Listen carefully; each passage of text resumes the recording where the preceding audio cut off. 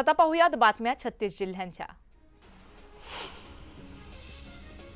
आता महाराष्ट्रात मान्सूनचा मुक्काम वाढणारे लाल निनामुळे तयार होणाऱ्या कमी दाबामुळे सप्टेंबर शेवटच्या आठवड्यापर्यंत मोठ्या प्रमाणात पाऊस पडण्याची शक्यता आहे, असा अंदाज भारतीय हवामान विभागाने वर्तवला आहे।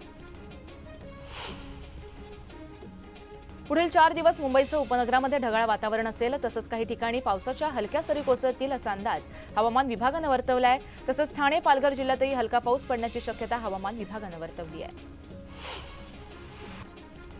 अरबी समुद्रात गुजरात किनारपट्टीच्या उत्तरेला चक्रीवादळ निर्माण होण्याची शक्यता हवामान विभागाने वर्तवली आहे। ऐन पावसाळ्यामध्ये चक्रीवादळ तयार होणं ही दुर्मिळ बाब आहे। 1891 पासून आतापर्यंत केवळ 1964 या वर्षी ऑगस्टमध्ये अरबी समुद्रामध्ये चक्रीवादळ तयार झालं होतं।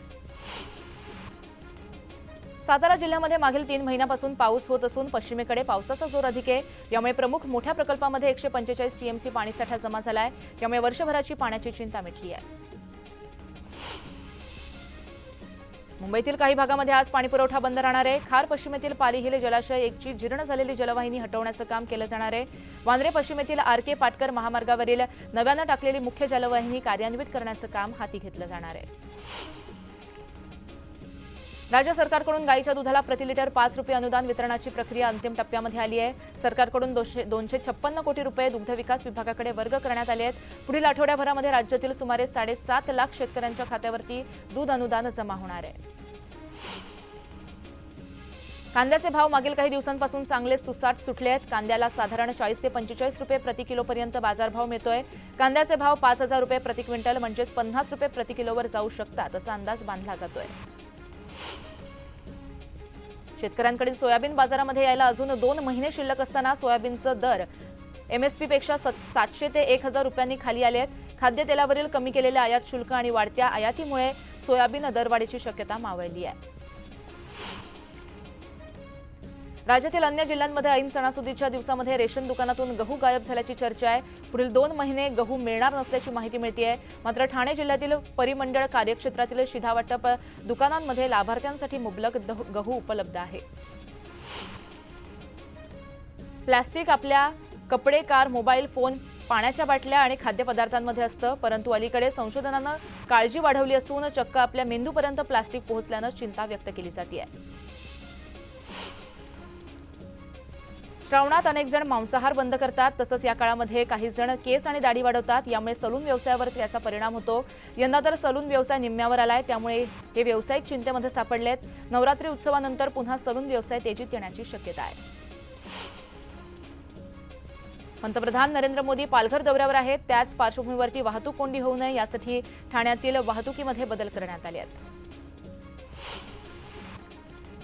खासदार संजय राऊत आज मालवण दौऱ्यावर येणार आहेत। राजकोट येथील छत्रपती शिवाजी महाराज यांच्या पुतळ्याची पाहणी करणार आहेत। सकाळी 11 वाजता मालवणमधील समर्थ मंगल कार्यालयामध्ये शिवसैनिकांच्या मेळाव्याला मार्गदर्शन करणार आहेत। केंद्र सरकारने ऊसाचा रस, साखरेचा पाक आणि इतर वस्तूंवरील इथेनॉल निर्मिती करण्यावर बंदी पूर्णपणे उठवली आहे। आगामी गळती हंगामामध्ये इथेनॉल उत्पादनावर कोणतेही निर्बंध नसणार आहेत। या निर्णयामुळे साखर उद्योगाला मोठा दिलासा मिळाला आहे। बंदर आणि गोदी कामगारांच्या वेतन करारासंदर्भामध्ये झालेल्या चर्चेत केंद्रीय बंदर आणि जहाज वाहतूक मंत्री सर्वानंद सोनोवाल यांनी कामगारांना 8.5% वेतनवाढ देण्यास मंजुरी दिली आहे। या करारावर लवकरच सह्या करण्यात येणार आहेत। एसटी महामंडळानं डिझेल इंजिनचं रूपांतर सीएनजी पाठोपाठ आता लिक्विफाईड नॅचरल गॅसमध्ये करण्याचं ठरवलंय। या अंतर्गत 5000 डिझेल इंजिनचं रूपांतर एलएनजी इंजिनामध्ये करण्यात येणार आहे। या प्रकल्पात राबवण्यासाठी शासनानं 970 कोटी रुपयांचा निधी मंजूर केला आहे। ठाणे आणि कल्याण डोंबिवलीच्या वेशीवर असलेल्या 14 गावांचा नवी मुंबई महानगरपालिकेमध्ये पुन्हा समावेश करण्यात आला आहे। या गावात करण्यात येणाऱ्या विकास कामांसाठी आराखड्याची तयारी महापालिकेनं सुरू केली आहे। असं असताना आता या गावातील बांधकामांना परवानगी देण्याचा अधिकार नवी मुंबई महानगरपालिकेला बहाल करण्यात आला आहे। पश्चिम रेल्वे मार्गावरील गोरेगाव कांदिवली स्थानकादरम्यान 6व्या मार्गाचं काम करण्यासाठी 10 तासांचा मोठा ब्लॉक घेण्यात येणार आहे। शनिवारी रात्री 10 ते रविवारी सकाळी 8 वाजेपर्यंत गोरेगाव आणि कांदिवली स्थानकादरम्यान अप आणि डाऊन धीम्या मार्गावरती ब्लॉक घेण्यात येणार आहे।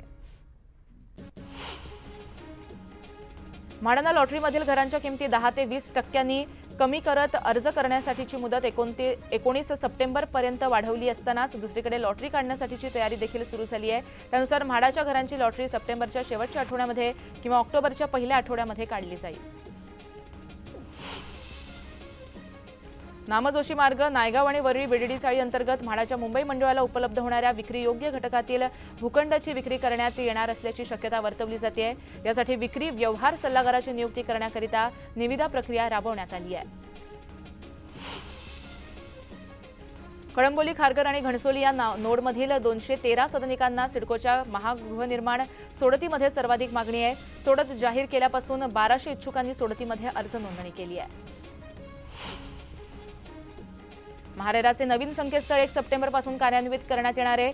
नवीन संकेतस्थळ कार्यान्वित करण्यासाठी जुन्या संकेतस्थळावरील सर्व माहिती नवीन संकेतस्थळावरती उपलब्ध करून देणं गरजेचं आहे। महारेरानं ही प्रक्रिया पूर्ण करण्यासाठी शुक्रवार आणि शनिवार सध्याचं संकेतस्थळ बंद ठेवण्याचा निर्णय घेतला आहे। धारावी पुनर्विकास प्रकल्पाअंतर्गत धारावीतील अपात्र रहिवाशांच्या पुनर्वसनासाठी 550 ते 600 एकर जागेची आवश्यकता आहे। त्यानुसार धारावी बाहेरील विविध ठिकाणाच्या जागेची मागणी राज्य सरकारकडे करण्यात येते, मात्र अद्याप 1 एकर ही जागा ताब्यात आलेली नाहीये, अशी माहिती धारावी पुनर्वसन प्रकल्पाचे मुख्य कार्यकारी अधिकारी SVR श्रीनिवासन यांनी दिली आहे। मुंबईची लाईफलाईन असलेल्या लोकलचा प्रवास आता अधिक सुलभ आणि सुखकर होणार आहे। मुंबई पश्चिम उपनगरीय रेल्वे लोकलच्या डब्यांवर पॅनोरमा डिजिटल डिस्प्ले बसवण्याचा निर्णय घेण्यात आला आहे। लवकरच हे काम पूर्ण केलं जाणार आहे।